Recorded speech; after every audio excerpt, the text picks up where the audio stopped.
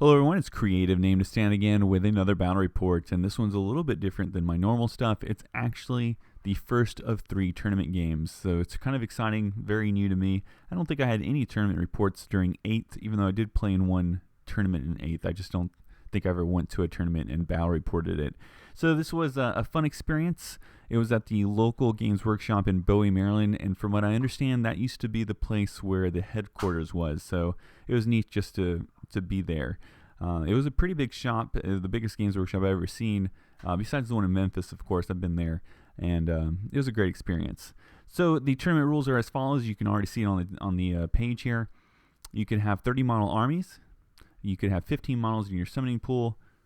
There wasn't going to be any magical terrain. Now, that wasn't a stated rule. That's just what I experienced, so I'm assuming that was a rule that was unspoken. And other than that, there wasn't really any rules. Your goal was to capture... Oh, wait, the time limit. It was 4 turns or 90 minutes. But that, Gauge of Sigmar is so fast, it didn't really come into play, I don't think. But the goal of the whole tournament was to capture Thunder tokens. And in this scenario, this was kind of a set up and kill each other scenario, but the Thunder tokens were as followed. I'm naming the scenario The Mighty Will Fall, even though there wasn't a name for the scenario. So the general is worth 3 Thunder tokens, the hero is worth 2, the champion worth 1, and if you tabled your opponent, you get 5 additional tokens. So with 30 models as your composition, that was of course going to create disparity depending on what the person going into the tournament was thinking the tournament was going to be like. So if you happen to bring a lot of models, or if you brought 30 models that had like a ton of wounds, like you brought just a ton of monsters, then more scenario Thunder token objectives would be available for your opponent. They would get tokens for maybe not getting tabled, certain units they could target, and if they killed, they get bonus objectives, bonus Thunder tokens. So there was an attempt to make the game scenario try to balance out maybe some of the disparities that were going to happen. And I don't know how that worked out across the board, but I thought it was pretty fair throughout all my games. So let's go ahead and jump to the battle report. This is my first game against the Stormcast Eternal, so let's go ahead and look at the armies. We did alternating deployments. I start off with my general, the Aspiring Deathbringer, on the far left flank, and of course he responds putting his guys on the far right flank, which were his 1, 2, and 3 drops. These are Prosecutors with Javelins, the Fulminators, and a Knight Venator. I correct my big mistake by putting my units across from them. I have my Tzeentch Warriors, my Blood Warriors, and my Blood Secretor deployed in that order. And then we move on to his 4 and 5 drops, which are the other unit of Prosecutors with Hammers, and then his giant guy on the dragon. I think that's a Drake Sworn Templar, if I remember correctly. And then I respond with everything else. That's Kekus the Pyromancer. That's my Tzeentch Sorcerer Lord. We have my Slaughter Priest. We have a unit of Blood Reavers? No, Skull Takers. Skull Takers. Man, all the Khorne units are named too much alike. And then my other characters. I think you can see the Fatty McFat there in the corner. So here's an overview of the board, and I just want to touch on 2 things. So the first thing is we're playing on a 6x4 table, but we're only playing on a 4x4 area of the table, it's fine. It didn't really take away from the game too much. I just think I would preferred to playing on a 6x4 table for a couple reasons. I think it just creates more flexibility. It makes the game more dynamic. And it also, if you're playing an army that relies on a lot of condensed synergy, it creates a situation where that person can't have the best of both worlds, where they could have it on a 4x4 table. They have to decide, do they want to keep condensed, keep all that synergy at its maximum, but maybe sacrifice some of the mission objectives, or are they going to have to do a little bit of cost-benefit analysis to determine, do they want to break up certain parts of their army so that it's less synergetic, but it might help them win the mission. So that's just my preference, but overall, it wasn't like a game breaker for the tournament. It's just something that, if I were to be honest, I would have preferred playing on a 6x4 table. So the second thing I want to touch on is my opponent's army. So you may have noticed that my opponent didn't bring 30 models. He actually only brought 19. And I have 3 hypotheses for that. The first is that this is just what he owns. That would be a simple explanation. And he's just putting it on the board. The stuff isn't all painted or all put together, so I think that's a pretty reasonable thing to imagine that that's the case. The second thing could be that as we were deploying, he started to get an idea that I wasn't bringing any super heavy hitters, and he kind of felt a little bit of pity for me, and he may have not deployed everything. He was pulling things out from underneath the table, so maybe he had more guys, and at some point he was like, this guy is not matched against me well, and he felt to throw me a softball on this. The And then the third is that maybe he might have been playing pretty tactically in a sense. He could have looked at his models and realized he could have brought a very condensed, hard-hitting list using both of that Star Drake and the Celestin Prime, in addition to the Fulminators. Those are pretty mean. And then his, I guess, core backbone of the army is all those flying troops, making it a very fast, mobile, hard-hitting army that can just pepper you at range. So maybe he considered that, decided to bring less wounds so that he could unlock more Thunder Token opportunities, because if you outnumbered your opponent by 10 or more, the opposing person would be the underdog and they would get more chances at Thunder Tokens. So maybe he thought about this and decided to do this on a tactical level, because he probably figured most people might have brought 30 model unit or 30 model armies, and undoubtedly not all 30 of those models were going to be heavy hitters.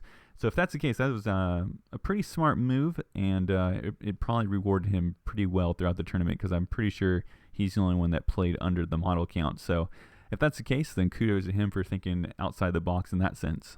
The Stormcast Eternals will get the first turn, and they're going to move up cautiously. They're going to try to stay in that maximum range to continue firing their weapons, and if I don't get a double turn, then he can react to my movement, probably retreat a little bit and stay far away and pepper me. That's at least what I think he's going to be doing.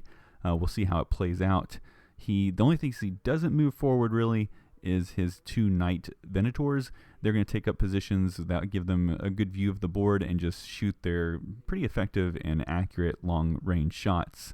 His Knight Star Drake, or his not Knight Star Drake, his Drake Sworn Templar and the Fulminators look like they're kind of staying back also in case I do get a double turn.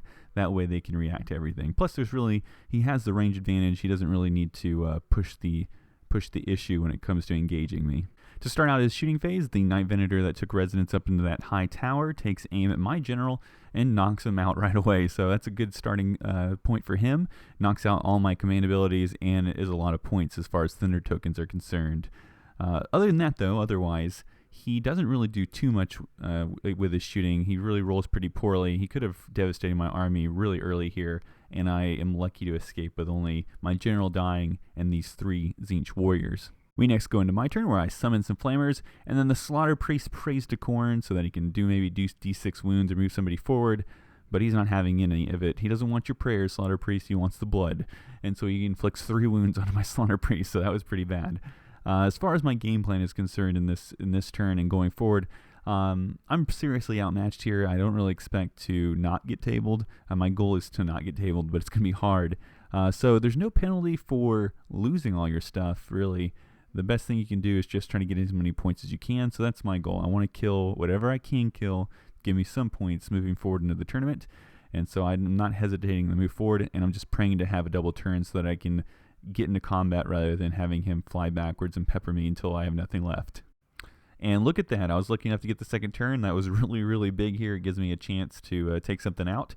So I push forward, I don't run, and I try to summon something. I think it was a Demon Prince, but his Star Drake, Drake Master, Drake Sworn Templar, whatever you want to call him, he has that ability that lets him subtract 1 from your casting rolls, which was enough to make me fail it.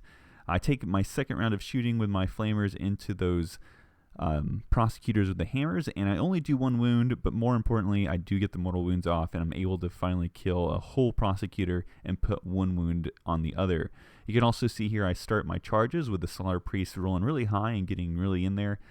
He has 3 wounds on him, so things aren't going to be too good for him. I'm just hoping that maybe he doesn't roll too well. But those are the hammer prosecutors, so that's pretty desperate of me. And frankly, I'm just desperate anyways. So on the other side of the board, my Blood Warriors get in against his prosecutors. Unfortunately, my Chaos Warriors fail to make it, and we go into combat. So the Blood Warriors, I choose them first because they have a lot of attacks, and plus if he kills any of them, I want them to be able to strike again. I think I end up killing 2 of his prosecutors. He doesn't have any reason to choose that same unit, so he moves over to where my Slaughter Priest is and promptly kills him. Again, that was pretty desperate. They do hit and wound on 3s. They're pretty good in combat compared to the Javelins, who are better at shooting. And then I don't have anything else to do, so he finishes off with his other prosecutors. I'm not sure if they did anything. They're not that great in combat. And then that pretty much ends it from there. We go into his next turn, and the big bad boy himself, the Celestin Prime, makes his appearance, and it's going to hurt. In the hero phase, he calls some comets down. I think his Drakesworn Templar does that, and then I think the Celestin Prime does something also. And either he didn't roll when he needed to roll, or the amount of wounds he inflicted was like 1 or 2, depending on the unit. So it wasn't terribly devastating. It could have been. It probably should have been, but it wasn't. And in the shooting phase, he actually rolls pretty well here, but this time I roll really well with my armor saves, and I've relatively come out unscathed.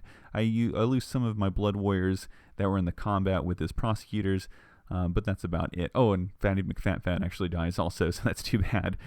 In the combat phase, he charges everything in that hasn't been engaged already, so that means his Drakesworn Templar charges my Blood Sequitur. His Fulminators charge in to support those Prosecutors against the Blood Warriors, and then his Celestin Prime charges into those Siege Warriors, and that's too bad for them. And needless to say, they get wiped out big time. That guy hits pretty hard. He has -3 rend and does so many wounds. I think they're 3 wounds each, so he just knocks them out of the park pretty much. So my opponent told me that he wants one-shotted Scarbrand, so this guy is no joke. I choose the Blood Warriors because I am going for the easy targets, trying to get points where I can, and I do quite a few number of wounds. I'm almost there to my first point because there's a champion in this unit. His dragon goes next and eats up or smacks down a bunch of my Skull Reapers. In return, I respond with my Skull Reapers. I don't really do much. He then uses his Prosecutors to kill off Kekus, so he bites the dust there and no more magic. And then my Blood Sequitur strikes. I think at the end of the combat, I end up doing maybe 3 or 4 wounds to the Drakesworn Templar.